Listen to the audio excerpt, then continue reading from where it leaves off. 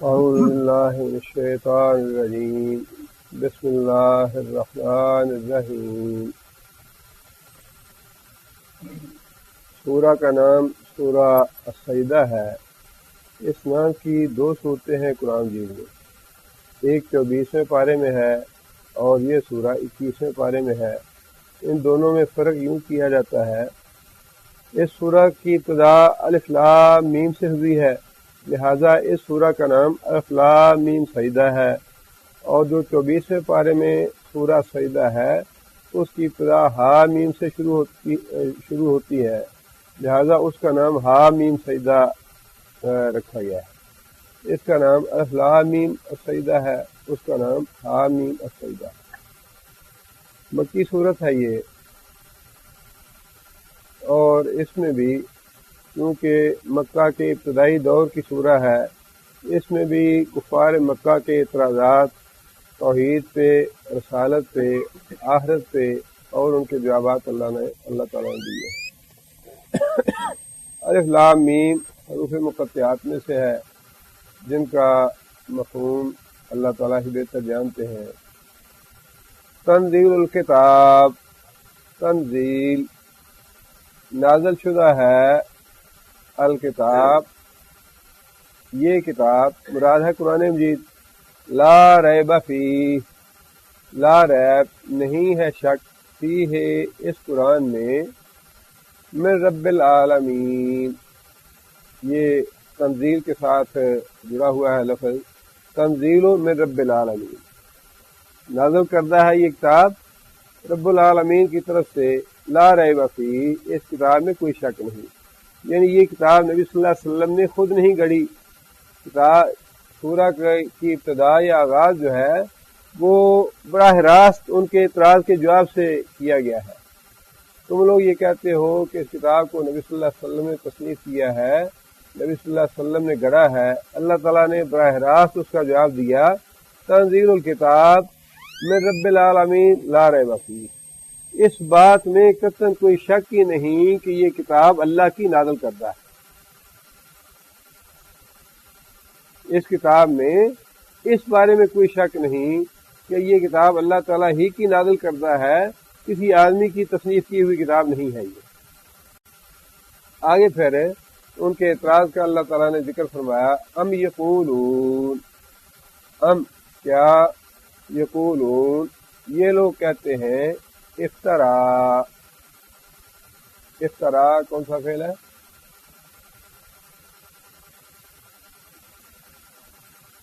ماضی ہے، اور واحد مذکر غائب کا صیغہ ہے۔ افترا کا معنی جھوٹ گھڑنا، افترا مفتری کہتے ہیں جھوٹی بات بنانے والے کو، افترا جھوٹ گڑ لیا، اس کو، کس کو؟ قرآن مجید کو، کی ضمیر قرآن مجید کے لیے ہے، افترا ہو۔ کافر لوگ کہتے ہیں کہ محمد صلی اللہ علیہ وسلم نے اس قرآن کو خود تصنیف کر لیا ہے۔ بل هو الحق من ربک، بلکہ هو الحق وہ سچا ہے، من ربک تیرے رب کی طرف سے، یعنی حقیقت یہ ہے کہ وہ تیرے رب کی طرف سے ہی ہے۔ لتنذرا، لام جو ہے یہ تاکید کا ہے، لتنذرا تاکہ تنذرا تو ڈرائے، کون سا پھیلا تنذرا؟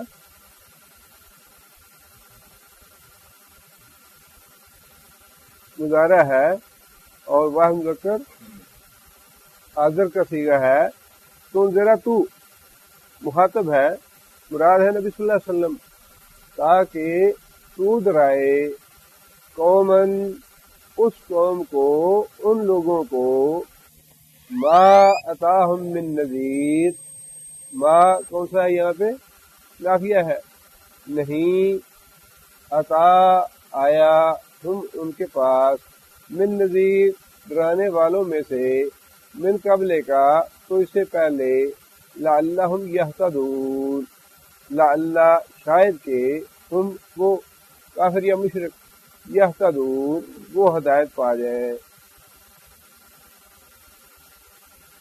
اس میں اللہ تعالیٰ نے یہ بات ارشاد فرمائی کہ ہم یہ قرآن مجید اس لیے تمہاری طرف نازل کر رہے ہیں تاکہ آپ ڈرائیں ان لوگوں کو جن کے پاس اس سے پہلے کوئی ڈرانے والا نہیں آیا۔ کیا مطلب اس کا؟ اس سے پہلے کوئی ڈرانے والا نہیں آیا، حالانکہ انبیاء تو بہت سے آئے۔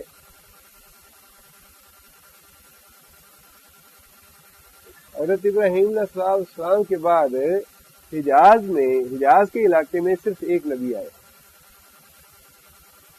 حضرت ابراہیم علیہ السلام کے بعد جتنے بھی انبیاء آئے وہ سارے کے سارے کون سے علاقوں میں آئے؟ فلسطین اور شام میں۔ فلسطین اور شام کے علاقوں میں سارے انبیاء تواتر کے ساتھ آتے رہے، لیکن حجاز کے علاقے میں حضرت ابراہیم اور حضرت اسماعیل علیہ السلام کے بعد صرف ایک نبی آئے، حضرت شعیب علیہ السلام، اور حضرت شعیب علیہ السلام سے لے کے نبی صلی اللہ علیہ وسلم کے تشریف لانے تک 2000 سال کا عرصہ بنتا ہے، طویل عرصہ ہے۔ حضرت ابراہیم علیہ السلام اور محمد صلی اللہ علیہ وسلم کے درمیان کتنا عرصہ ہے؟ 2500 سال کا۔ حضرت ابراہیم علیہ السلام کی بعثت مبارک اور نبی صلی اللہ علیہ وسلم کی بعثت مبارک کے درمیان 2500 سال کا عرصہ بنتا ہے، اور 500 سال کے بعد حضرت شعیب تشریف لائے حجاز کے علاقے میں۔ حضرت شعیب علیہ السلام کے بعد پھر حجاز کے علاقے میں کوئی نبی نہیں آئے، طویل عرصہ گزر جاتا ہے 2000 سال کا۔ اس دوران شام اور فلسطین میں انبیاء تشریف لاتے رہے، ان کی دعوت بھی پہنچتی رہی کسی نہ کسی طریقے سے، اور مکہ میں نبی صلی اللہ علیہ وسلم کی بعثت مبارک سے پہلے مفسرین نے کم از کم 15-20 آدمیوں کے نام لیے جو دین ابراہیمی پہ قائم تھے، جنہوں نے اپنے والدین کے بارے میں یا اپنے آباء و اجداد کے بارے میں نبی صلی اللہ علیہ وسلم سے اس بات کے بارے میں سوال کیا، یا رسول اللہ ہمارے والد شرک کو پسند نہیں کرتے تھے اور بچیوں کو زندہ گاڑنے کو سے نفرت کرتے تھے، فلاں نیکی کا کام کرتے تھے، فلاں نیکی کا کام کرتے تھے، ہم ان کے لیے دعا کریں۔ نبی صلی اللہ علیہ وسلم نے دعا استغفار کی اجازت دی ان کے لیے۔ جو لوگ توحید پہ قائم تھے ان کے لیے دعا استغفار کرو، اور نبی صلی اللہ علیہ وسلم کی بعثت مبارک سے پہلے 15-20 آدمیوں کا جو ریکارڈ پہ موجود ہے توحید پہ وہ قائم تھے، ان کے لیے دعا استغفار کی گئی، اور نبی صلی اللہ علیہ وسلم نے فرمایا کہ قیامت کے دن وہ ایک امت بن کے اٹھیں گے۔ اس کا مطلب یہ ہے کہ دین کی دعوت موجود تھی 2000 سال کے دوران بھی، اگرچہ حجاز میں نبی نہیں آئے، لیکن جو شام اور فلسطین میں انبیاء تشریف لاتے رہے ان کے اصحاب یا ان کے تابعین یا تبع تابعین یا ان کے شاگرد وغیرہ یہاں آتے رہے، اور وہ دعوت موجود تھی یہاں بھی، اگرچہ تعداد میں قلیل تھے وہ لوگ، لیکن دعوت ناپید نہیں تھی، یکسر اس کا وجود ہی نہ ہو۔ لیکن چونکہ طویل عرصہ گزر گیا شعیب علیہ السلام کو آئے ہوئے 2000 سال کا عرصہ، لہذا اس لیے اللہ تعالیٰ نے فرمایا کہ ان لوگوں کو تم ڈراؤ جن میں کوئی نبی دیر سے نہیں آیا، مدت سے ان میں کوئی نبی نہیں آیا، یہ ہے اس کا مطلب۔ آگے اللہ تعالیٰ فرماتے ہیں، یہ پہلی جو 3 آیتیں ہیں یہ تو ان کے اس اعتراض کے جواب میں ہو گئی۔ اس قرآن مجید کو نبی صلی اللہ علیہ وسلم نے خود تصنیف نہیں کیا، بلکہ یہ اللہ تعالیٰ کی طرف سے نازل کردہ کتاب ہے۔ آگے پھر توحید کی دلیل اللہ تعالیٰ کیا فرماتے ہیں، اللہ الذی خلق السماوات والارض وما بینہما فی 6 ایام۔ اللہ وہ ہے، اللہ الذی، اللہ وہ ذات ہے، خلق السماوات، آپ دیکھ رہے ہیں کہ پچھلی صورتوں میں بڑے تسلسل کے ساتھ زمین و آسمان کی تخلیق کی جو مثال ہے یا دلیل ہے یہ بار بار اللہ تعالیٰ ریپیٹ فرما رہے ہیں توحید کے حق میں، توحید کے لیے، اس لیے کہ یہ دلیل ایسی ہے زمین و آسمان کی تخلیق کی کہ زمین و آسمان کی تخلیق اس وقت ہوئی جب کوئی حضرت صاحب یا پیر صاحب یا ولی یا نبی یا فرشتہ یا جن کوئی چیز تھی ہی نہیں، جب یہ پیدا کرنے والی ذات ہے تو پھر عبادت کے لائق بھی وہی ہے جس نے زمین آسمان پیدا کیے ہیں۔ لہذا یہ مثال یا یہ دلیل اللہ تعالیٰ نے بار بار دی ہے اللہ تعالیٰ کی توحید کے حق میں۔ اللہ اللہ وہ ہے خالق السماوات، جس نے سارے آسمان بنائے، والارض اور زمین بنائی، وما بینہما اور جو کچھ آسمانوں اور زمین کے درمیان ہے اس کو بھی اس نے تخلیق کیا۔ سمندر ہے، دریا ہے، پہاڑ ہے اور جتنی بھی اور چیزیں ہیں، سورج ہے، تارے ہیں، چاند ہے، جو کچھ بھی ہے سب کی تخلیق اللہ تعالیٰ نے فرمائی ہے۔ آگے اللہ فرماتے ہیں فی ستۃ ایام، یہ سارے کام اللہ تعالیٰ نے 6 دنوں میں کیے، اور یہ 6 دن کا ذکر بھی اللہ تعالیٰ نے ہمارے سمجھ کے لیے یا ہمارے فہم سے قریب تر کرنے کے لیے ارشاد فرمایا، ورنہ اللہ تعالیٰ کے لیے تو ایک کن کہہ دینے سے سب کچھ ہو جاتا ہے۔ اللہ تعالیٰ اس بات پہ قادر ہے کہ ایک لمحے میں سب کچھ ضرور میں لے آئے۔ ایک حدیث میں مختلف ایام کا تذکرہ نبی صلی اللہ علیہ وسلم نے فرمایا ہے، جس میں اللہ تعالیٰ یہ بھی فرماتے ہیں کہ جمعے کے دن حضرت آدم علیہ السلام کو پیدا کیا گیا، اور یہ تو صحیح حدیث سے ثابت ہے، اور جمعے کے فضائل میں یہ بات بھی موجود ہے کہ قیامت کا دن جو ہے وہ بھی جمعے کے روز آئے گا۔ اسی طرح پہاڑوں کا ذکر ہے، پہاڑ جو ہے وہ اتوار کے دن پیدا کیے گئے، اور سمندر فلاں روز پیدا کیے گئے۔ 6 دن جو ہے ان کا ذکر کیا گیا کہ 6 دن جو ہے ان میں فلاں فلاں چیز پیدا کی گئی، اور 7ویں روز اللہ فرماتے ہیں ثم استوى علی العرش، 7ویں روز اللہ تعالیٰ عرش پہ جلوہ فرما ہوئے، ثم پھر استوى، استوى کا معنی برابر ہوا، سوار ہوا، سیدھا ہوا، یہ سارے معنی ہیں استوى کے۔ یہ ساری چیزیں اللہ تعالیٰ نے مسلم شریف کے حدیث میں نبی صلی اللہ علیہ وسلم نے یہ بھی وضاحت فرمائی ہے، زمین اور آسمان کی تخلیق سے پہلے اللہ تعالیٰ کا عرش جو ہے کان عرشہ علی الماء، اللہ تعالیٰ کا عرش جو ہے وہ پانی پہ تھا۔ اب ان چیزوں کی کیفیت کے بارے میں سوچنا یا وضاحت کرنا یہ ناممکن ہے، نہ مطلوب ہے کہ پانی پہ اللہ تعالیٰ کا عرش کیسا تھا، یا اب اللہ تعالیٰ کا عرش جو ہے اس کی کیفیت کیا ہے۔ اللہ تعالیٰ کی عرش کی، اللہ تعالیٰ کی ذات، اللہ تعالیٰ کی کرسی، ان چیزوں کی کیفیت کے بارے میں وضاحت کرنا یا ان کے بارے میں تجسس کرنا یہ جائز ہے، اور نہ ہی یہ ممکن ہے۔ انسان کی سمجھ سے یہ چیزیں ساری بالا تر ہیں، لیکن ان سے ایمان لانا واجب ہے۔ اس میں 2 باتیں ہیں وضاحت والی۔ ایک بات تو یہ ہے اللہ تعالیٰ کا یہ فرمانا کہ زمین اور آسمان کی تخلیق سے پہلے اللہ تعالیٰ کا عرش پانی پہ تھا، اللہ تعالیٰ اس سے جلوہ فرما تھے۔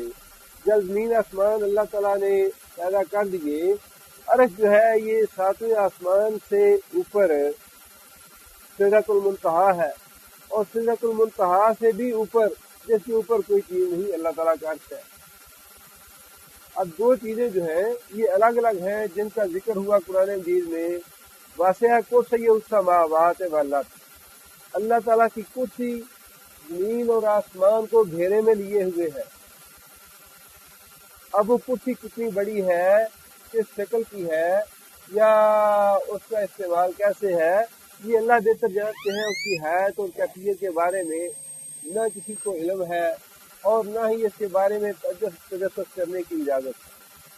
بہت سی چیزیں ایسی ہیں جن میں انسان کو سوچنے کی اجازت نہیں ہے، اور نہ ہی ان کے بارے میں سوچ کے انسان کسی نتیجے میں پہنچ سکتا ہے۔ اسی طرح عرش کا معاملہ بھی ہے، لیکن یہ بات مفسرین نے لکھی ہے بعض احادیث کے حوالے سے یا بعض اسرائیلیات کے حوالے سے، کہ اللہ تعالیٰ کی کرسی جو ہے وہ بہت ہی وسیع ہے، پورے کائنات کو گھیرے میں لیا ہوا ہے، اور عرش جو ہے وہ اس کے مقابلے میں بہت ہی بڑا ہے۔ کرسی جو ہے اللہ تعالیٰ کی عرش کے مقابلے میں چھوٹی ہے، اور عرش جو ہے وہ کرسی سے بہت بڑا ہے۔ عرش کے مقابلے میں کرسی ایسے ہے جیسے کسی بہت بڑے صحرا میں ایک چھوٹی سی انگوٹھی پڑی ہے۔ عرش کے مقابلے میں کرسی جو ہے اس کی حیثیت ایسی ہے کسی بہت بڑے صحرا میں کرسی پڑی ہو، اور اللہ تعالیٰ کی کرسی کے مقابلے میں زمین و آسمان اور کائنات ایسی ہے جیسے کسی صحرا میں چھوٹی سی انگوٹھی پڑی ہو۔ اس سے آپ اندازہ لگا سکتے ہیں کہ اللہ تعالیٰ کا عرش اور اللہ تعالیٰ کی کرسی جو ہے اس کے بارے میں کوئی کیفیت کے بارے میں اندازہ کرنا ممکن نہیں ہے، اور نہ ہی انسان یہ سوچ سکتا ہے اور نہ ہی سوچنا چاہیے کہ اس کی حیثیت اور کیفیت کیا ہے۔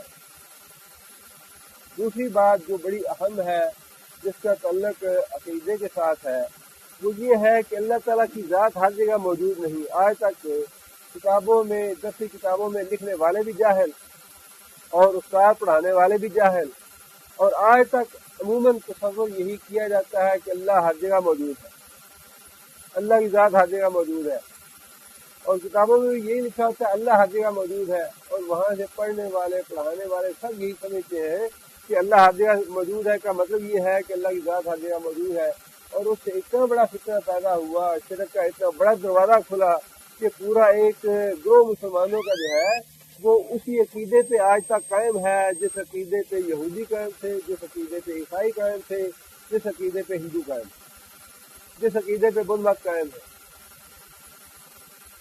وہ عقیدہ یہی ہے کہ اللہ تعالیٰ ہر جگہ موجود ہے۔ اللہ تعالیٰ نے یہ فرمایا کہ اللہ تعالیٰ عرش پہ جلوہ فرما ہوئے، اللہ تعالیٰ نے عرش پہ اپنا مقام بنایا۔ عرش جو ہے وہ سدرۃ المنتہا سے بھی اوپر ہے۔ اب بعض احادیث سے یہ بات واضح ہو جاتی ہے کہ پھر واقعی اللہ تعالیٰ عرش معلیٰ پہ جلوہ فرما ہے، جیسا کہ حدیث میں نبی صلی اللہ علیہ وسلم نے یہ بات ارشاد فرمائی کہ جب تین حصے رات کے گزر جاتے ہیں، اللہ تعالیٰ آسمان اول پہ تشریف لاتے ہیں اور یہ فرماتے ہیں کہ ہے کوئی سائل سوال کرنے والا جس کو میں دوں، ہے کوئی اپنے گناہوں کی معافی طلب کرنے والا جس کے گناہ میں معاف کروں، ہے کوئی بیمار آدمی جو صحت کا طالب ہو میں اس کو صحت دوں۔ اور پھر جب فجر کا وقت ہو جاتا ہے تو اللہ تعالیٰ عرش پہ چلے جاتے ہیں۔ اب یہ صحیح حدیث سے ثابت ہے۔ اس کا مطلب کیا ہوا؟ اس کا مطلب یہی ہے کہ اللہ تعالیٰ عرش پہ جلوہ فرما ہے، لیکن اللہ تعالیٰ کا علم اور اللہ تعالیٰ کی قدرت، اللہ تعالیٰ کا اختیار اتنا وسیع ہے کہ پوری کائنات جس میں زمین بھی ہے، آسمان بھی سارے کے سارے ہیں، اور جو کچھ بھی ہے جس کا ہمیں علم نہیں، ان سب کو اللہ تعالیٰ کا علم، اللہ تعالیٰ کی قدرت، اللہ تعالیٰ کا اختیار، اللہ تعالیٰ کی حکومت اپنے گھیرے میں لیے ہوئے، لیکن اللہ تعالیٰ کی ذات ہر جگہ موجود نہیں ہے۔ یہ بڑا گمراہ کن عقیدہ ہے کہ اللہ تعالیٰ کی ذات جو ہے وہ ہر جگہ موجود ہے۔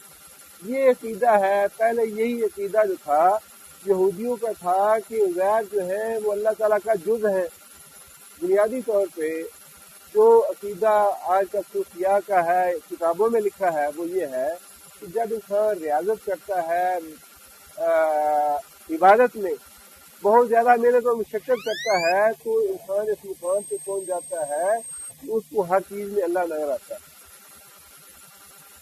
جب اس سے بھی زیادہ انسان عبادت میں ریاضت کرتا ہے، اور یہ جو بعض صوفیاء نے ریاضت کے طریقے بنائے ہوئے ہیں، ایک طرح پہ کھڑے ہو کے عبادت کرنا، کنویں میں بیٹھ کے عبادت کرنا، یا الٹے کھڑے ہو کے عبادت کرنا، اس طرح کے جو ریاضت کے غیر مسنون اور غیر شرعی اور نبی صلی اللہ علیہ وسلم کی سنت کے برخلاف طریقے بنائے ہوئے ہیں، یہ سب فتنہ فساد انہیں کا ڈالا ہوا ہے کہ ریاضت اتنی زیادہ کی جائے کہ اللہ کو ہم دیکھ لیں، اللہ کو پا لیں، اور پھر ان کے عقیدے کے مطابق عبادت میں ریاضت کرتے کرتے ایک مقام پہ انسان ایسے مقام پہ پہنچ جاتا ہے جب اللہ تعالیٰ انسان میں حلول کر جاتا ہے۔ حلول کا مطلب ہے نازل ہونا، جب خود اللہ تعالیٰ انسان کے اندر داخل ہو جاتا ہے۔ اور یہی وہ عقیدہ ہے جس کا ایران صوفیاء کا جو سب سے بڑا خیال تھا، وہ ایران کا منصور تھا جس نے کہا تھا انا الحق، انا الحق کا نعرہ لگایا اس نے، جس کے بعد کفر کے فتوے لگے اس پہ۔ انا الحق کا معنی یہ ہے کہ میں خدا ہوں۔ اور اسی طرح باوجود گستامی جو تھے انہوں نے بھی یہی بات کہی، ما اعظم شانی سبحانی، ما اعظم شانی، میں اتنا سبحان ہوں، اتنا پاک ہوں کہ میری تو شان بڑی اونچی ہے۔ मागा मसाइल। अब ये वो सारे अकीदा है जिसमें ये गुमराही है कि अल्लाह की ज़ात जो है वो इंसान में हलूल कर जाती है, और जब इंसान में हलूल करती है तो फिर हजर में भी हलूल करती है, शजर में भी हलूल करती है, सूरज में भी हलूल करती है, चाँद में भी हलूल करती है। लिहाजा किसी ने चाँद को अपना माबूद बनाया, किसी ने सूरज को अपना माबूद बनाया, किसी ने पत्थर को अपना माबूद बना लिया। पत्थर को जो मूर्ति उघड़ते हैं उसको पत्थर समझ के वो नहीं पूछते, उसको ये समझते हैं कि इस पत्थर में खुदा हलूल किए हुए है, उसके आगे नजर न्याज देते हैं, आगे झुकते हैं, उसकी मन्नतें मानते हैं, उसको राजी खुश करते हैं, उसकी नाराजगी से डरते हैं, उसे खुश करना चाहते हैं। महज पत्थर जो है वो तो रास्ते में पड़ा है, लेकिन जब वो उसकी शक्ल झाड़ लेते हैं, उसको माबूद बनाते हैं, तो ये समझ के बनाते हैं अल्लाह की ज़ात इसमें हलूल किए हुए। और जो सूरज को या चांद को, सितारे को, शाम को, गाय को पूजते हैं, उनका अकीदा यही है कि अल्लाह की ज़ात हलूल किए हुए है। इसलिए कि खुद मुसलमानों के गुमराह जो फिरके थे उन्होंने ये अकीदा दे दिया उनको। और ईसा अलैहिस्सलाम को जिन्होंने अल्लाह का बेटा बनाया, या जो ये समझते हैं कि वो एक में से तीन और तीन में से एक है, वो हकीकत में तो यही चीज है कि वो भी यही समझते हैं कि अल्लाह ताला की ज़ात का मज़हर है ईसा अलैहिस्सलाम। सूरज जो है अल्लाह ताला की ज़ात का मज़हर है। ये दरख्त और हजर जो है, समुंदर और सैयारे या सितारे जो कुछ भी है, अल्लाह ताला की ज़ात का मज़हर है, अल्लाह ताला की ज़ात में मौजूद है। लिहाजा उनकी वो पूजा करते हैं। ईसाइयों का अकीदा भी यही, इसी वजह से वो भी गुमराह हुए कि अल्लाह ताला की ज़ात का जुज़ है, अल्लाह ताला की ज़ात का मज़हर है ईसा अलैहिस्सलाम। जिस तरह अल्लाह का कोई माँ या बाप नहीं है, इसी तरह ईसा अलैहिस्सलाम। आगे अल्लाह फरमाते हैं युदब्बिरुल अमरा मिनस समा। युदब्बिरुल अमरा, युदब्बिरु कौन सा फेल है? मुज़ारा है, वाहिद मुज़क्कर गायब का सीगा है। युदब्बिरु वो तदबीर करता है, युदब्बिरु वो तदबीर करता है। कौन? अल्लाह ताला। अल अमरा सारे अमूर की, मिनस समा आसमान से। आसमान जो है वो हमारे हमसे ऊंचा है, लिहाजा आसमान कह दिया कि आसमानों पे है अल्लाह की ज़ात। इससे भी ये बात वाज़ेह होगी कि अल्लाह ताला की ज़ात जो है वो ऊपर आसमानों की तरफ, अल्लाह की ज़ात जो है नीचे जमीन पे नहीं है, अल्लाह की ज़ात आसमानों पे है। युदब्बिरुल अमरा मिनस समा, ऊपर से कामों की तदबीर होती है। जमीन पे जितने भी होने वाले काम हैं, जितने भी अमूर हैं, उन सब की तदबीर ऊपर से होती है, आसमान से।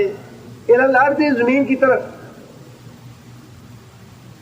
आसमानों से होती है तदबीर, मुराद है अल्लाह ताला की तरफ से।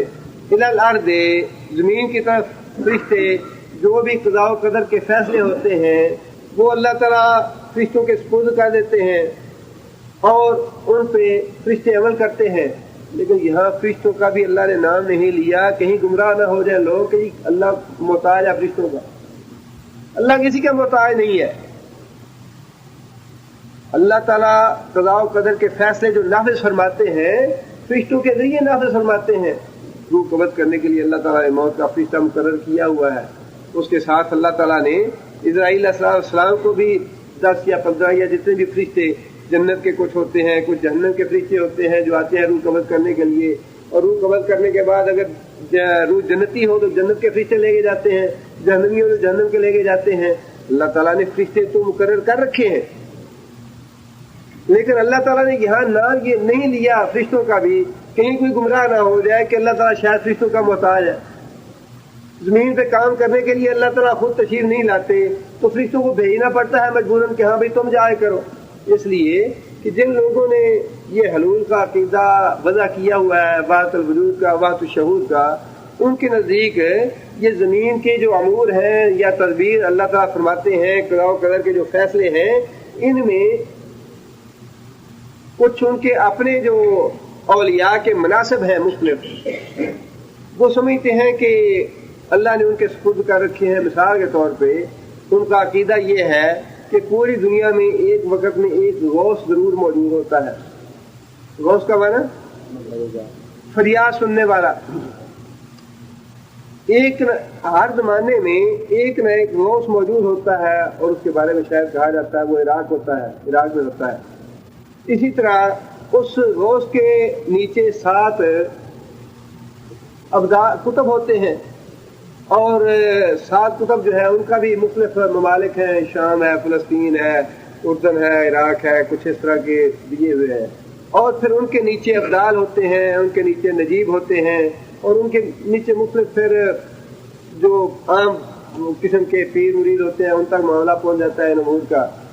تو اللہ تعالیٰ نے فرمایا کہ یدبر الامر ہو، کہ اللہ تعالیٰ جو ہے قرآن جو ہمیں بتاتا ہے وہ یہ ہے کہ اللہ تعالیٰ کسی کا محتاج نہیں، نہ غوث کا محتاج ہے، نہ کتب کا محتاج ہے، نہ ابدال کا محتاج ہے، نہ فرشتوں کا ہی محتاج ہے. حالانکہ جو قضاء و قدر کے فیصلے ہیں ان کی تنفیذ فرشتوں کے ذریعے ہوتی ہے، کسی غوث کے ذریعے نہیں ہوتی، کسی کتب کے ذریعے یا ابدال کے ذریعے، نجیب کے ذریعے. یہ سارے جتنے بھی اور جب آپ پڑھیں، اگر آپ کو موقع ملے کبھی پڑھنے کا ان کتابوں کا،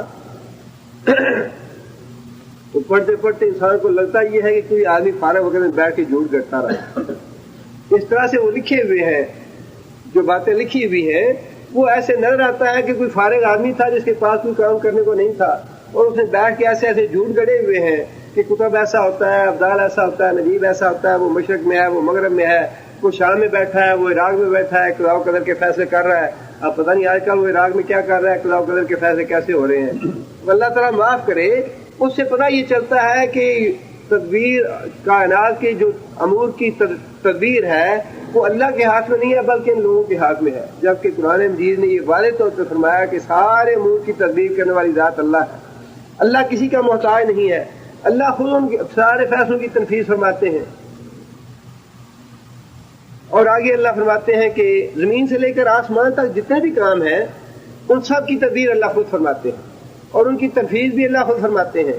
اور فرشتوں کے ذریعے وہ کام ہوتے ہیں جو اللہ تعالیٰ کے حکم کی نافرمانی نہیں کرتے.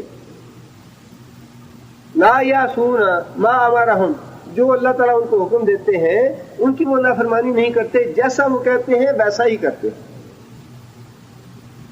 آگے اللہ فرماتے ہیں ثم یعرج الیہ، ثم پھر یعرج عروج سے ہے بلندی سے، یعنی وہ واپس پلٹائے جاتے ہیں جو فرشتوں کے ذریعے کام لگائے گئے تھے، جو ڈیوٹی ان کے سپرد کی گئی تھی، اس کی رویدات، اس کی کاروائی واپس پلٹائی جاتی ہے الیہ، طرف اس کی طرف اللہ تعالیٰ کی. فی یومن، ایک دن میں، کانا مقدارہ، جس کا اندازہ الف سنۃ، 1000 سال کے برابر، مما، اس چیز سے جو تعدون، تم شمار کرتے ہو. عدد سے ہے. تعدون کون سا فعل ہے؟ مضارع ہے، جو مذکر حاضر کا صیغہ ہے. تعدون، جن کی تم گنتی کرتے ہو دنوں کی، مہینے میں 30 دن، سال میں 365 دن، ہفتے میں 7 دن، جن دنوں کا تم شمار کرتے ہو اللہ کے حساب میں 1000 سال جو ہے تمہارا، اللہ کا کتنا ہے؟ 1 دن. اللہ کا 1 دن تمہارے 1000 سال کے برابر ہے. اور اللہ تعالیٰ اپنے 1 دن کے جو امور ہیں ان کی تدبیر کر کے فرشتوں کو بھیج دیتے ہیں زمین پہ کہ جاؤ یہ 1 دن کے امور جو ہیں یہ میں نے فیصلہ کر دیا، ان کی تنفیذ کرو، اور جب 1 دن پورا ہو جائے گا تو واپس لے کے آنا اس کی رپورٹ وغیرہ، اس کی کاروائی، اور پھر اگلے دن کی جو امور ہیں وہ تمہارے حوالے کر دوں گا.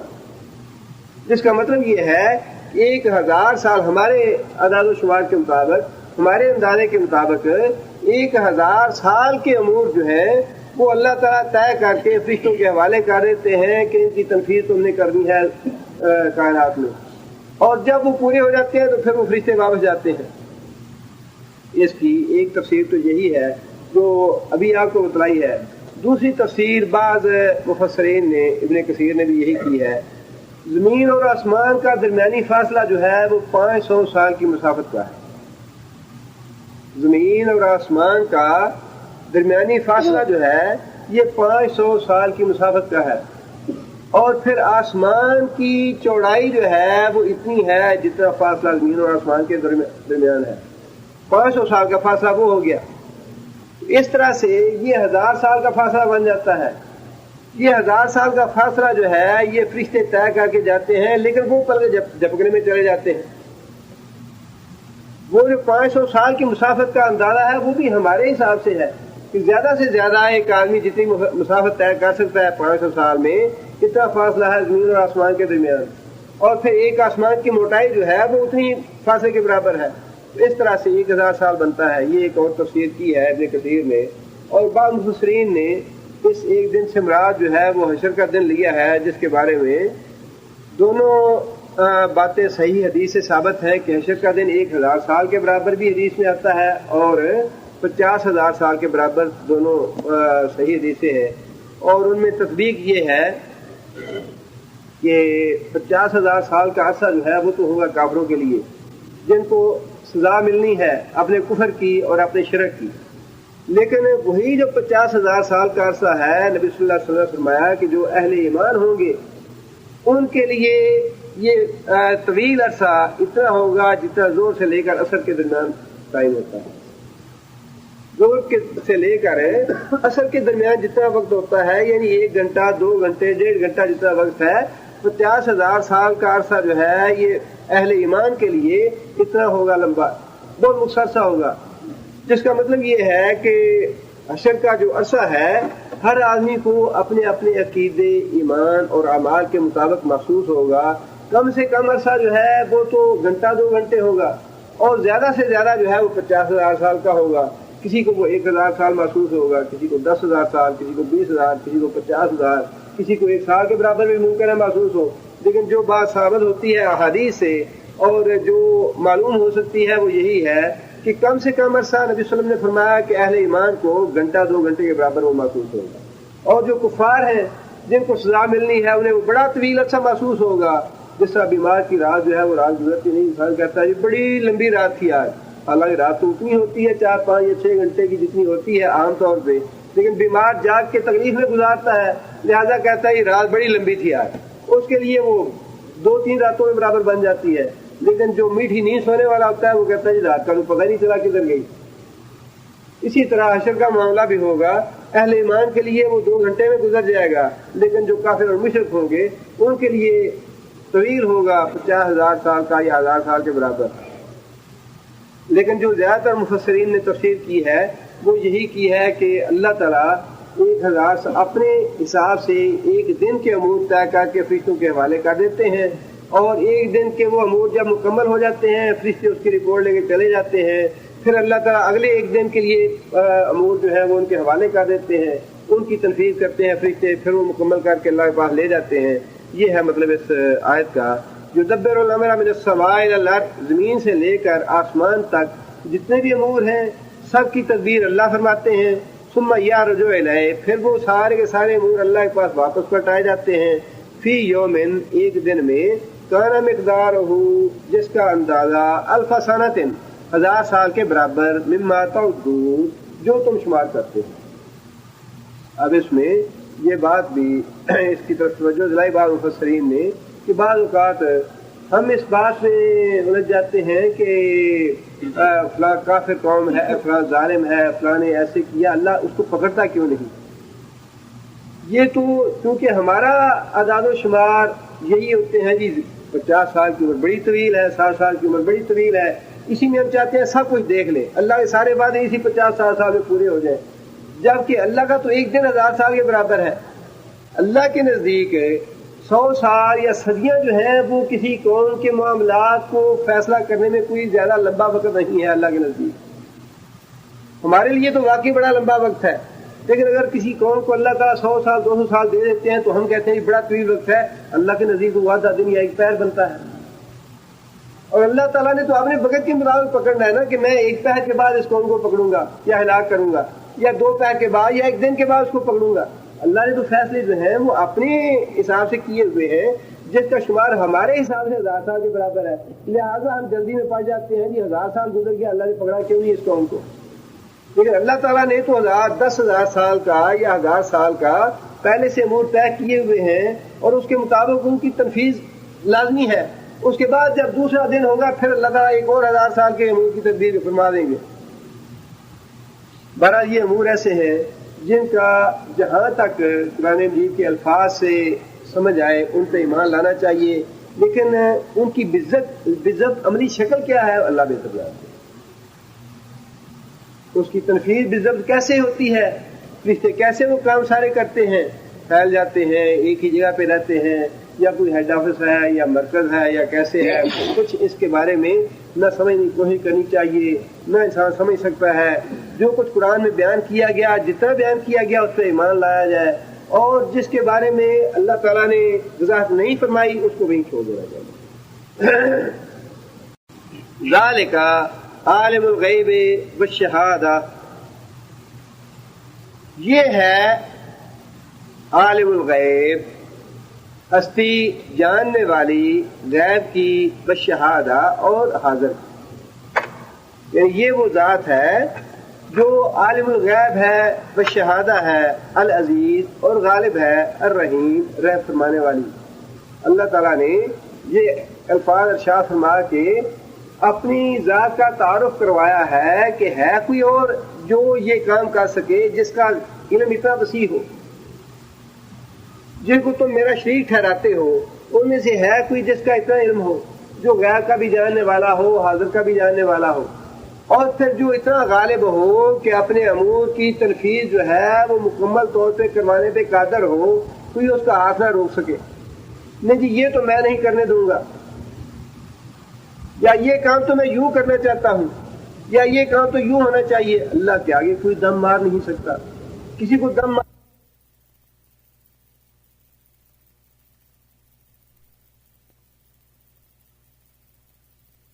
جاننے والا، حاضر کا جاننے والا، غالب بھی ہے، اور پھر فرمایا کہ غالب ہونے کے باوجود وہ ظالم نہیں، جو چاہے وہ کر سکتا ہے، کافروں کو، مشرکوں کو جب بھی چاہے پکڑ سکتا ہے، سزا دے سکتا ہے، وہ غالب ہے اس بات پہ، قادر ہے اس بات پہ، لیکن وہ مہربان بھی ہے، جو مہلت اسے طے کر رکھی ہے کہ اتنی مہلت میں دوں گا، اسے پہلے نہیں پکڑتا، جو مرضی کرتے رہے، کھل کے کفر کریں، کھل کے شرک کریں، کھل کے ظلم کریں، جو کچھ بھی کرنا چاہتے ہیں وہ کر لیں جتنا کرنا ہے، لیکن اللہ تعالیٰ نے جتنی مہلت دی ہے، اللہ تعالیٰ مہربان ہے، اس مہلت سے پہلے اللہ نہیں کرتا۔ ہر آدمی کا یہی معاملہ ہے، جتنی اللہ تعالیٰ نے زندگی ہمیں دی ہے، 50 سال، 60 سال، 70 سال، 80 سال، یہ اللہ کا فضل اور اللہ کا کرم ہے کہ اللہ تعالیٰ ناراض ہو کے اس دنیا میں لوگوں کو سزا نہیں دیتے، فوراً پکڑ نہیں لیتے۔ اللہ نے قرآن مجید میں یہ بات ارشاد فرمائی، اگر اللہ تعالیٰ لوگوں کے گناہوں پہ پکڑنے لگے فوراً انہیں، تو زمین پہ کوئی جاندار زندہ نہ رہے۔ اگر لوگوں کے گناہوں پہ اللہ تعالیٰ پکڑنے لگے فوری طور پہ ان کو، تو زمین پہ کوئی جاندار زندہ نہ رہے۔ اس لیے گنہگار تو سارے ہیں، کون ہے جو گناہوں سے پاک ہے؟ اور اللہ تعالیٰ تو بڑی غیرت والے ہیں۔ نبی صلی اللہ علیہ وسلم فرمایا کہ سب سے غیرت مند اللہ تعالیٰ ہے۔ جب کوئی آدمی اللہ کی نافرمانی کرتا ہے، گناہ کرتا ہے، تو اللہ تعالیٰ کو بڑا غصہ لگتا ہے کہ یہ آدمی میری نافرمانی کر رہا ہے، میں اس کا خالق، میں اس کا مالک، میں اس کا رازق، میرا کھاتا ہے، میرا پیتا ہے، میری نعمتیں یہ استعمال کر رہا ہے، میری دی ہوئی زندگی ہے، اور میری نافرمانی کر رہا ہے۔ اللہ کو بڑی غیرت آتی ہے، لیکن اللہ تعالیٰ رحیم ہے، اللہ تعالیٰ حلیم ہے، حوصلے والا ہے، بردبار ہے، مہربان ہے، رحمان ہے۔ اللہ تعالیٰ صبر کرتے ہیں، اللہ تعالیٰ دیکھتے رہتے ہیں، اچھا ٹھیک ہے کوئی بات نہیں، کل بعد آ جائے گا، کل گناہ چھوڑ دے گا، نیکی پہ کے راستے پہ آ جائے گا۔ لہذا فرمایا کہ اللہ تعالیٰ جاننے والے ہیں، غیب کے بھی، حاضر کے بھی، غالب بھی ہیں، لیکن مہربان بھی ہیں۔ الذی احسن کل شیء، اللہ وہ ہے، یہ ساری توحید کے حق میں دلائل ہے اللہ تعالیٰ کی۔ الذی احسن، احسن کون سا فعل ہے؟ اس میں تفضیل ہے۔ احسن کا معنی بہت ہی خوب، بڑا ہی اچھا، جس سے زیادہ اور کوئی ڈگری نہیں ہے۔ کل شیء، ہر چیز کو، خلقہ، اس کی تخلیق، اللہ تعالیٰ نے ہر چیز کی تخلیق جو ہے بہترین انداز میں فرمائی ہے، بہترین انداز میں ہر چیز۔ آپ چھوٹی سے چھوٹی چیز کو لے کے دیکھ لیں، اللہ تعالیٰ کی ایسی حکمت اور ایسی کاریگری آپ کو اس میں نظر آئے گی۔ ایک پھول کی پتی آپ لے کے دیکھیں، کتنی خوبصورت ہے، آپ اس میں قطعاً کوئی بات بتا ہی نہیں سکتے کہ اگر یہ یوں ہوتی تو اس سے زیادہ خوبصورت ہو سکتی تھی۔ کسی پودے کا پتا لے کے دیکھیں، آپ یہ تصور نہیں کر سکتے کہ اگر یہ یوں ہوتا تو زیادہ اچھا بنتا۔ اللہ تعالیٰ نے انسان کی تخلیق کی، اور تخلیق ایسی کی کہ کوئی انسان یہ تجویز کر ہی نہیں سکتا کہ اگر اللہ تعالیٰ ہاتھ جو ہے وہ 2 فٹ لمبے بناتا تو اچھے ہوتے، یا ٹانگیں 4 فٹ لمبی ہو جاتی تو اچھی ہوتی۔ اللہ فرماتے ہیں کہ میں نے بڑے تناسب سے بنایا ہے انسان کو، اتنے تناسب سے بنایا ہے کہ انسان کی جو تخلیق ہے وہ بہترین تخلیق کی ہے ہم نے، آسان تقویم، بہترین تخلیق کی ہے انسان۔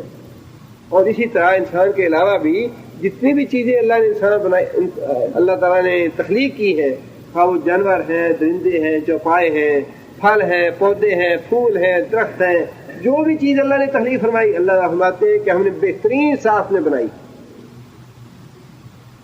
پانی بنایا ہے تو مفید ترین بنایا، اتنے ہی اس میں اجزاء ہے جتنی اس میں ضرورت تھی۔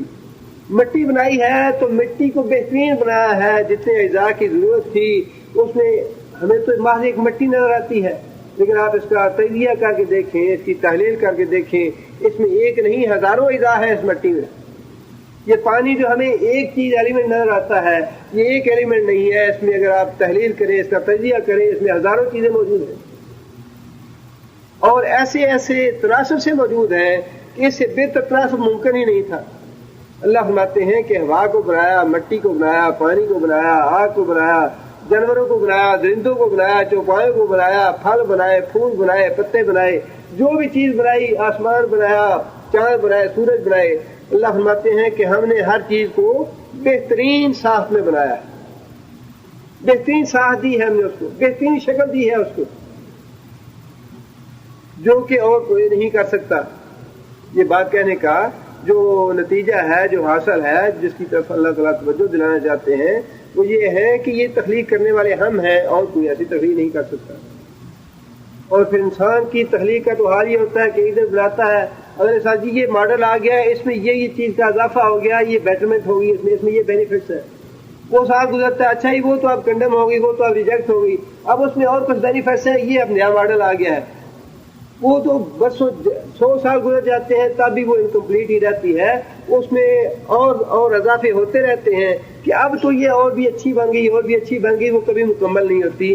اللہ تعالیٰ نے ایک دفعہ بنائی، ایک دفعہ ہی مکمل بنا دی اور احسن بنا دی۔ جو بھی چیز اللہ نے تخلیق کی اس میں اللہ تعالیٰ کو ترمیم کرنے کی ضرورت نہیں پڑتی۔ اچھا بھی یہ پہلے تو ایسی تھی لیکن اب ضرورت کے مطابق اس کو یوں نہیں، یوں ہونا چاہیے تھا، ایسے نہیں ہے۔ اللہ فرماتے ہیں کہ جو چیز ہم نے بنائی احسن شکل میں بنا دی، اس کے بعد اس میں ترمیم کرنے کی ضرورت نہیں ہے۔ آگے اللہ فرماتے ہیں وَبَدَأَ خَلْقَ الْإِنسَانِ، بَدَأَ اور ابتدا کی، خلق الانسان انسان کی پیدائش کی، انسان کی تخلیق کی، من تین، تین کسے کہتے ہیں؟ مٹی کو۔ اللہ تعالیٰ فرماتے ہیں کہ ہم نے انسان کی تخلیق کی ابتدا کس سے کی؟ مٹی سے کی۔ پہلی دفعہ اللہ تعالیٰ نے آدم کو مٹی سے بنایا اور پھر اپنے ہاتھ سے بنایا۔ ہاتھ سے بنانے کے بعد اللہ تعالیٰ نے اس میں روح پھونکی۔ روح پھونکنے کے بعد اللہ تعالیٰ نے فرشتوں کو حکم دیا کہ میں نے اس آدم کو اپنے ہاتھ سے بنایا ہے، اس کو میں نے تکریم دی ہے، اس کو میں نے عزت دی ہے، تم اس کے آگے جھک جاؤ۔ فرشتے جھک گیا اس کے آگے۔ لیکن جو چیز اللہ تعالیٰ شاہ فرما رہے ہیں وہ یہ ہے کہ یہ ہماری قدرت تھی کہ پہلی مرتبہ ہم نے اس کو مٹی سے بنایا اور اس کے بعد ثم جعل نسلہ، ثم پھر جعل اللہ نے کیا نسلہ اس کی نسل، من سلالت، سلالہ کہتے ہیں جوس کو، ست کو، یا اس کا عرق، من ماء مہین، ماء پانی، مہین کا معنی توہین کسے کہتے ہیں؟ اردو میں بڑا لفظ استعمال ہوتا ہے توہین، اور وہن کا لفظ جو ہے وہ پہلے کئی دفعہ ہم نے پڑھا ہے، ان اوہن البیوت لبیت العنکبوت، سب سے کمزور ترین جو گھر ہے وہ عنکبوت کا ہے، مکڑی کا ہے۔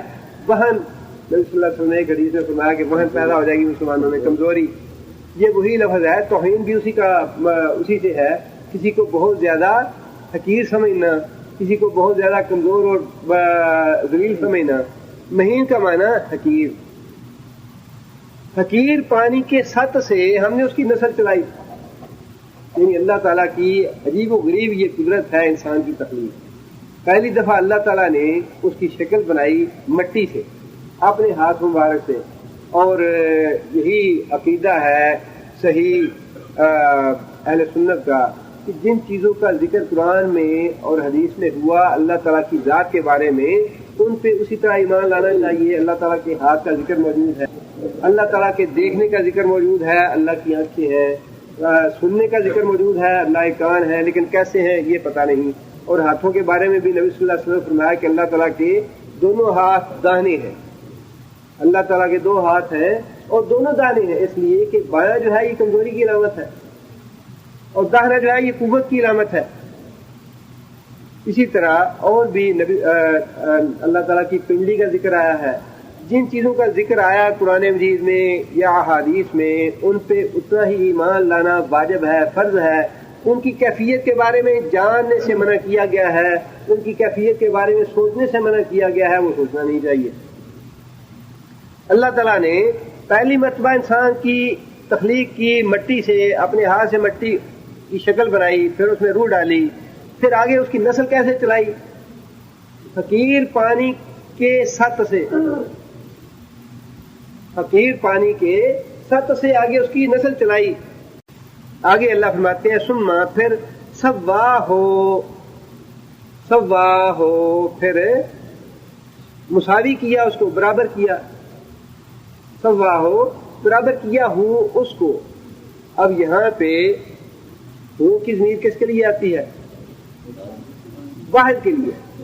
سوا ہو جو آدم علیہ السلام کی مٹی کی مورت تھی جس کو اللہ نے اپنے ہاتھ سے بنایا, وہ تو معاملہ ختم ہو گیا. اس کے بعد اللہ تعالیٰ نے جو نسل چلائی اس سے, اس کے لیے بھی اللہ تعالیٰ فرماتے ہیں ہوں کی ضمیر, واحد کی ضمیر اللہ نے استعمال فرمائی کہ ایک ایک آدمی کو ہم برابر کرتے ہیں. ایسے نہیں فرمایا کہ ہم ان سب کو ہم نے ایک ہی دفعہ برابر کر دیا, نہیں, بلکہ جب اس کی تخلیق ہوتی ہے اس وقت اس کو ہم برابر کرتے ہیں. ثم سواہ ونفخ فیہ من روحہ, ونفخ اور اس نے پھونکا فیہ اس میں من روحہ اپنی روح سے. روح سے مراد یہاں پہ جان بھی ہے اور وہ عقل اور شعور بھی ہے جو خاص طور پہ انسان کو دیا گیا باقی جانداروں سے علاوہ. اللہ تعالیٰ نے باقی جاندار بھی پیدا کیے, پرندے ہیں, چرندے ہیں, جانور ہیں, ان کو بھی اللہ نے پیدا فرمایا. لیکن انسان جو ہے وہ بھی جاندار ہے, لیکن اس کی تخلیق جو ہے وہ ان سے اس اعتبار سے کچھ الگ ہے کہ اللہ تعالیٰ نے انسان کو عقل اور شعور بھی دیا. وہ جو عقل اور شعور ہے وہ یہاں مراد ہے روح سے. اللہ تعالیٰ نے اپنی طرف سے اس میں عقل اور شعور بھی ڈالا. آگے اللہ فرماتے ہیں وَجَعَلَ اور بنایا لَكُمْ واسطے تمہارے سما کان والابصار اور آنکھیں والافئدہ اور دل قلیلا ما تشکرون بہت ہی تھوڑا ہے جو تم شکر ادا کرتے ہو. اس اللہ انسان کی تخلیق کے بارے میں اللہ تعالیٰ نے جو باتیں ارشاد فرمائیں ان میں بہت سی باتیں قابل غور ہیں. ایک بات تو یہ ہے کہ جو ہمیں فلسفہ پڑھایا جاتا ہے کالجوں میں, ڈارون تھیوری آف ایولیوشن, کہ ڈارون جو ہے اس کا نظریہ یہ ہے انسان کی تخلیق کے بارے میں کہ سب سے پہلے ایک چھوٹا سا جرثومہ تھا یہ, اور اس جرثومے سے بڑا جرثومہ پیدا ہوا, اور اس سے آگے بڑا جرثومہ پیدا ہوا, اس سے آگے بڑا جرثومہ پیدا ہوا, اسی سے بندر بنا, بندر سے انسان بنا. وہ اکبر الہ آبادی کا بڑا مشہور شعر بھی ہے کہ ڈارون نے کہا بوزنا ہوں میں, یعنی انسان جو ہے وہ بتدریج اس شکل میں آیا ہے, اور جیسے جیسے زمانہ گزرتا جائے گا, جیسے جیسے وقت گزرتا جاتا ہے, انسان اپنی بہترین شکل میں آتا جائے گا. یعنی وہ جو مادی ترقی ہے اسے وہ یہ سمجھتے ہیں کہ یہ مادی ترقی جو ہے یہ بھی انسان کی تخلیق کے ساتھ بتدریج ہو رہی ہے. اسی طرح انسان جو ہے وہ اپنی تخلیق کے اعتبار سے بھی آہستہ آہستہ اپنی اکمل ترین شکل میں آئے گا, جبکہ قرآن مجید جو ہے اس تھیوری کی مکمل طور پہ نفی کرتا ہے. اس لیے کہ اللہ فرماتے ہیں کہ میں نے جرثومے سے آدم کو نہیں بنایا بلکہ مٹی سے اپنے ہاتھ سے آدم کی تخلیق کی, میں نے پورے کا پورا بندہ بنایا, میں نے بتدریج نہیں بنایا. جس طرح ایولیوشن تھیوری ہے ڈارون کی کہ انسان جو ہے وہ بتدریج بنا, بتدریج نہیں بنا بلکہ پہلی مرتبہ ہی اللہ تعالیٰ نے مٹی سے پورے کا پورا آدم بنایا، اس میں اپنی روح ڈالی اور پھر آگے جو نسل چلائی، اللہ فرماتے ہیں کہ وہ تو ہم نے اسی آدمی میں اپنی قدرت سے اس میں ایسے ہم نے حقیر پانی پیدا کر دیا، اور وہ بھی اللہ تعالیٰ کی ایسی عجیب و غریب قدرت ہے. جو حکیم لوگ ہیں یا ڈاکٹر لوگ ہیں ان سے ذرا پوچھ کے دیکھیے کہ انسان یہی جو کھانا کھاتا ہے، گندم کی روٹی کھاتا ہے، یہ پانی پیتا ہے انسان، یا یہ پھل پھول کھاتا ہے انسان، اسی کو جب ہضم کرتا ہے وہ جب مواد بنتا ہے تو اسی سے وہ بلغم بھی بنتی ہے، اور کیا اس کے مراحل مختلف ہوتے ہیں، اسی سے پھر آخر میں خون بنتا ہے، اسی خون سے وہ حقیر مادہ پیدا ہوتا ہے. اور وہ جو حقیر مادہ ہے یا حقیر پانی ہے، اس کے ایک قطرے میں کروڑوں ہزاروں نہیں لاکھوں نہیں کروڑوں جرثومے ہوتے ہیں ایک حقیر قطرے میں.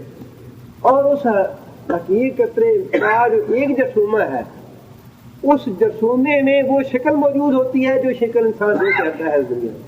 آپ اندازہ لگائیے وہ چھوٹا سا جرثومہ جس کو بہت بڑی خوردبین کے ساتھ انسان دیکھتا ہے اس دنیا میں، کتنا چھوٹا ہے. انسان اس حال سے دیکھ ہی نہیں سکتا وہ کیسا ہے، لیکن وہ خوردبین کے ساتھ جو چھوٹے سے چھوٹا جرثومہ نظر آتا ہے جو ایک قطرے میں کروڑوں کے حساب سے ہوتے ہیں، اس ایک چھوٹے سے جرثومے میں انسان کی پوری شکل موجود ہوتی ہے. انسان کے پورے جو عادات و اطوار ہیں، جو انسان کے خصائل ہیں، وہ جرثومے میں موجود ہوتے ہیں. تبھی جو اس جرثومے سے جو انسان وجود میں آتا ہے وہی شکل لے کے آتا ہے جو کیڑے کی شکل تھی. جو عادات و اطوار اور خصائل اس کیڑے کے تھے یا اس جرثومے کے تھے، وہی عادات و اطوار لے کے انسان اس دنیا میں آتا ہے. اللہ تعالیٰ کی قدرت کا اندازہ تو لگائے، ہے کوئی اس کا شریک جو یہ کام کرنے والا؟ کون ہے جو یہ کام کر سکتا ہے؟ انسان تو سارے کے سارے خود اسی طریقے سے بنے ہیں جس طرح اللہ تعالیٰ نے فرمایا کہ ہم نے انسان کو حقیر پانی کے سطح سے پیدا کیا اور اس سے اس کی نسل چلائی ہم نے.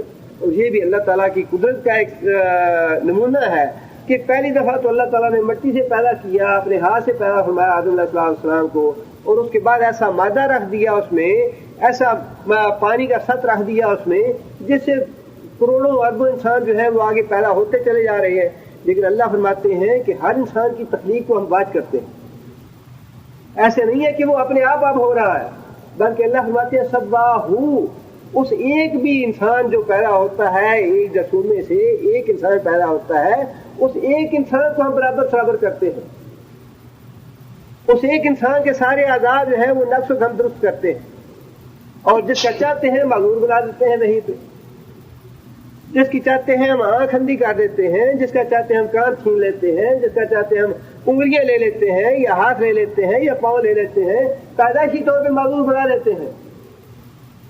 ایک ایک انسان کی پیدائش جو ہے وہ اللہ، بلکہ حدیث میں مسلم شریف کی حدیث ہے، نبی صلی اللہ علیہ وسلم فرمایا کہ جب 40 دن کا وقت گزر جاتا ہے مادر رحم میں اس پانی کو، تو اللہ تعالیٰ فرشتہ بھیجتے ہیں اس آدمی کی طرف جو جاتا ہے اور جا کے اس میں روح پھونکتا ہے 40 دن کے بعد، یا 42 یا 45، یہ تینوں مدتیں ہیں، 40 دن کی بھی، 42 کی بھی، 45 کی بھی.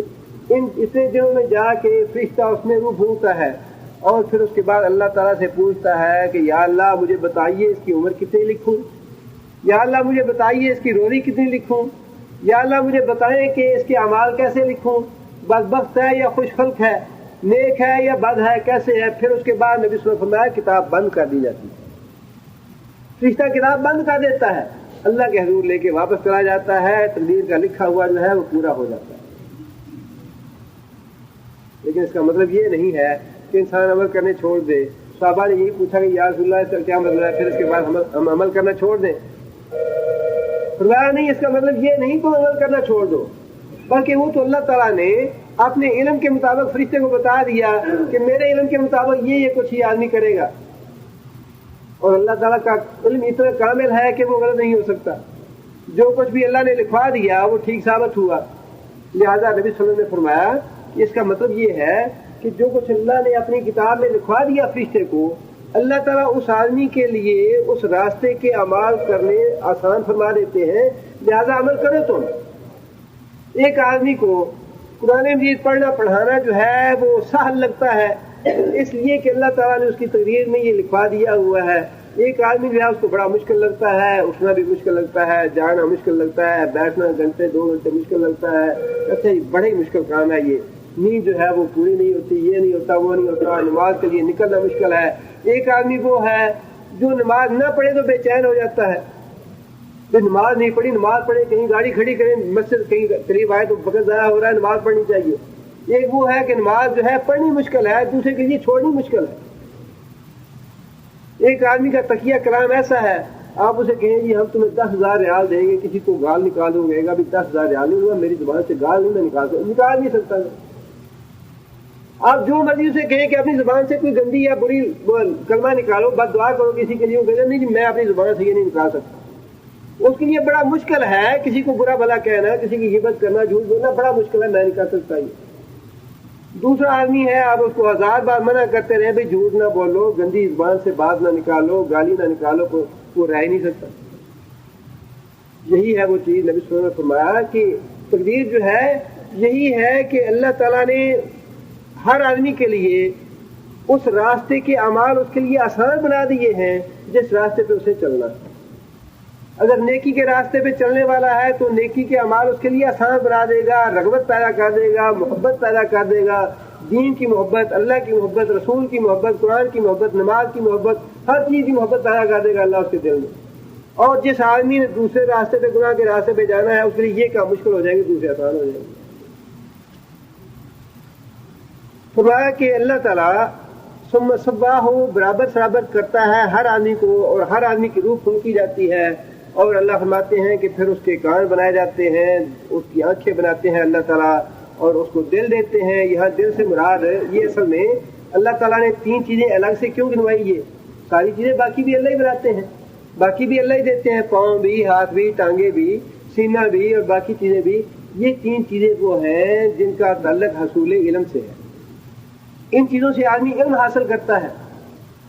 نگاہ بھی ضروری ہے علم حاصل کرنے کے لیے، کان بھی ضروری ہے علم حاصل کرنے کے لیے، اور دل کا لفظ جو استعمال کیا وہ دراصل مائنڈ ہے، دماغ ہے جس کے لیے دل کا لفظ استعمال کیا گیا، وہ بھی بنیادی چیز ہے علم حاصل کرنے کے لیے، کیونکہ حصول علم کے ذرائع ہے یہ۔ لہٰذا اللہ تعالیٰ نے خاص طور پہ ذکر فرمایا کہ حصول علم کے ہم نے ذریعے تم کو دیے ہیں، اللہ کا شکر ادا کرو۔ گائے یا بھینس کو ہم نے یہ دل اور دماغ نہیں دیے، یہ کان نہیں دیے، یہ آنکھیں نہیں دی ان کو، گدھے کے نہیں دیے۔ اور جو آدمی یہ چیزیں استعمال نہیں کرتا علم حاصل کرنے کے لیے، قرآن حاصل کرنے کے لیے، حدیث کا علم حاصل کرنے کے لیے، اللہ کے رسول کی تعلیم حاصل کرنے کے لیے یہ چیزیں استعمال نہیں کرتا، وہ گویا اللہ تعالیٰ کو یہ کہتا ہے کہ یا اللہ تو نے تو مجھے گدھے کے کان اور آنکھ دینے چاہیے تھے،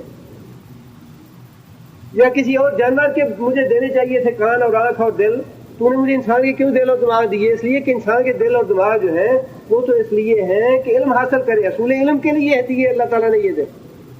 آنکھ اور کان اور یہ جو انسان کے اعضاء ہیں حصول علم کے لیے دیے اللہ نے۔ لہذا ساتھ ہی یہ فرمایا کہ قلیل ما تشکرون، جتنا بھی شکر کرو وہ بھی تھوڑا، ساری زندگی شکر میں گزار دو وہ بھی تھوڑی ہے۔ یہ جو دل اور دماغ دیا، یہ جو آنکھیں اور کان دیے، اتنے قیمتی ہے، اتنے قیمتی ہے، اتنے اہم ہے یہ کہ اگر تم ساری زندگی شکر گزار بن جاؤ اللہ کے، ساری زندگی اللہ کے شکر کرتے گزار دو، اللہ فرماتے ہیں قلیل ما تشکرون، پھر بھی کام کرتے ان تعدوا نعمت اللہ لا تحصوها۔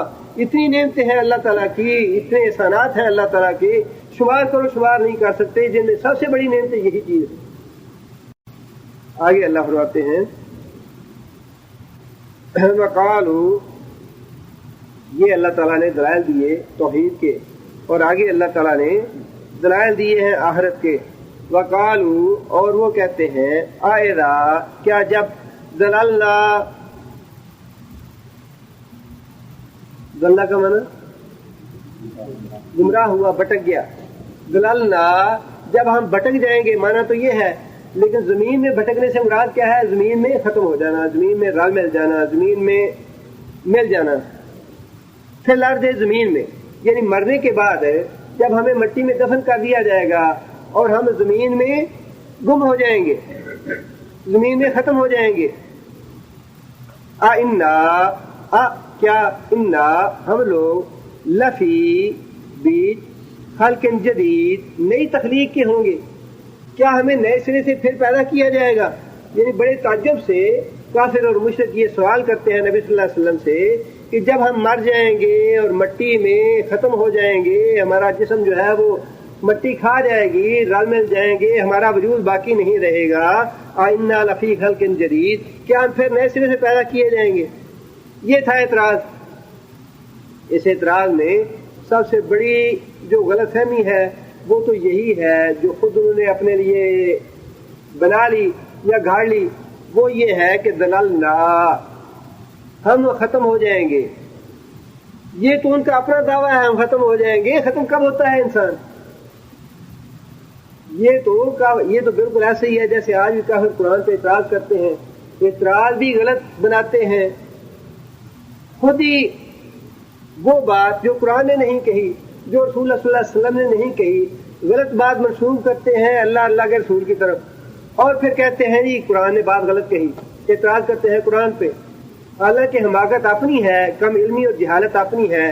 جس طرح میں نے مثال دی تھی پہاڑوں کی، کہ پہاڑوں کے بارے میں جو آیتیں ہیں ان کے بارے میں خود ہی ترجمہ یہ کر دیا کہ پہاڑ جو ہے یہ اللہ نے بنائے زلزلے روکنے کے لیے، اور پھر یہ خود ہی کہہ دیا جی زلزلے کہاں رکتے ہیں، پہاڑوں سے زلزلے تو آتے رہتے ہیں، لہٰذا یہ قرآن تو نبی صلی اللہ علیہ وسلم کا بنایا ہوا ہے، گڑا ہوا ہے، اللہ کا ہے نہیں یہ۔ حالانکہ یہ بات تو اللہ نے ارشاد ہی نہیں فرمائی کہ ہم نے پہاڑوں کو زلزلے روکنے کے لیے بنایا ہے۔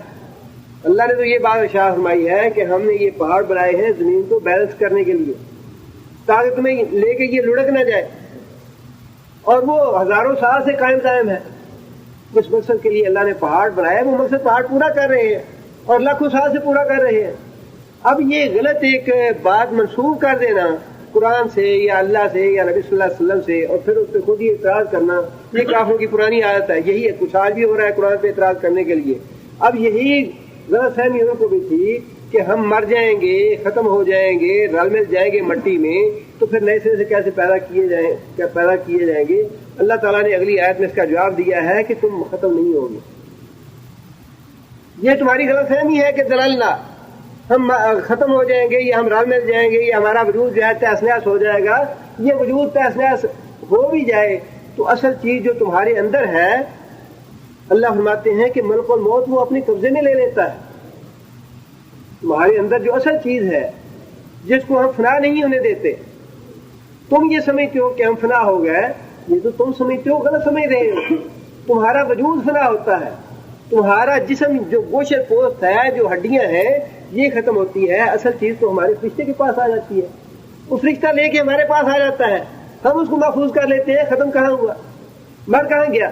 تم یہ کہتے ہو جی ہم مر جائیں گے، ہم ختم ہو جائیں گے، تہس نہس ہو جائیں گے، پھر اللہ کیسے پیدا کرے گا؟ اللہ نے جواب یہ دیا کہ تم مر کیسے گئے؟ تمہارا گوشت ختم ہوا، تمہاری ہڈیاں تو واقعی ختم ہو گئی، لیکن تم جو ہم کا لفظ استعمال کرتے ہو اپنے لیے، وہ ہم تو ہم نے کھینچ کے اس سے نکال لیا اور اپنے قبضے میں لے لیا۔ وہ تو ہم نے ضائع نہیں ہونے دیا، وہ تو ہم نے مرنے نہیں دیا، نہ وہ مرتا ہے۔ جو روح ہم نے ڈالی تھی 40 دن کے بعد، 45 دن کے بعد جو روح ڈالی تھی، وہ روح ہم نے اپنے قبضے میں لے لی۔ اب تو صرف اس روح کو اس گوشت میں ڈالنے والی بات ہے، اور اگر پہلی دفعہ جب نہ روح تھی نہ جسم تھا ہم نے پیدا کر لیا، تو دوبارہ ہم کیوں پیدا نہیں کر سکیں گے؟ لہذا اللہ فرماتے ہیں، وہ کہتے ہیں کافر اور مشرک، اذا ضللنا، جب ہم ختم ہو جائیں گے فی الارض، زمین میں، اِنَّا لَفِي خَلْقٍ جَدِيدٍ، کیا ہم دوبارہ پیدا کیے جائیں گے؟ بل ہم بلقاء ربہم کافرون، بلکہ ہم وہ کافر یا مشرک بلقاء ربہم، اپنے رب کی ملاقات سے، کافرون، انکار کرنے والے۔ اللہ فرماتے ہیں کہ اصل بات یہ ہے کہ جو جرائم اور گناہ انہوں نے کیے ہیں، جو شرک اور کفر انہوں نے کیا ہے، اس وجہ سے یہ اللہ سے ملنا نہیں چاہتے۔ اللہ ہمیں عذاب کرے گا، ہمیں جواب دینا پڑے گا جو ظلم ہم نے کیے اس دنیا میں، جو ہلاکتیں ہم نے کی، جو بستیاں ہم نے اجاڑی، جو ہم نے خوریزی کی، قتل و غارت کی اس دنیا میں، اس کا جواب دینا پڑے گا اللہ کے حضور جا کے۔ اس لیے یہ اللہ سے ملنا نہیں چاہتے، اس لیے یہ آخر کا انکار کرتے ہیں۔ انسان اپنے گناہوں کی وجہ سے بھاگتا ہے، ویسے کیوں بھاگتا ہے؟ بھی جو مجرم نہیں اس کو پولیس سے بھاگنے کی کیا ضرورت ہے؟ بھاگتا تو وہی ہے جس کو پولیس کا ڈر ہے، جس کے دل میں چور ہے، میں نے کوئی جرم کیا، قتل کیا، ڈاکہ مارا، چوری کی، وہ بھاگتا ہے پولیس سے، اور جس کے دل میں کوئی چور نہیں وہ کیوں بھاگے گا؟ یہی بات اللہ نے ارشاد فرمائی کہ یہ انکار اس لیے کرتے ہیں کہ کہ جو جرائم ہم نے کیے، جو گناہ ہم نے کیے، رسولوں کی تکذیب کی ہم نے، بغاوت اور سرکشی کی رسولوں کی، اس کا ہم سے حساب نہ لیا جائے۔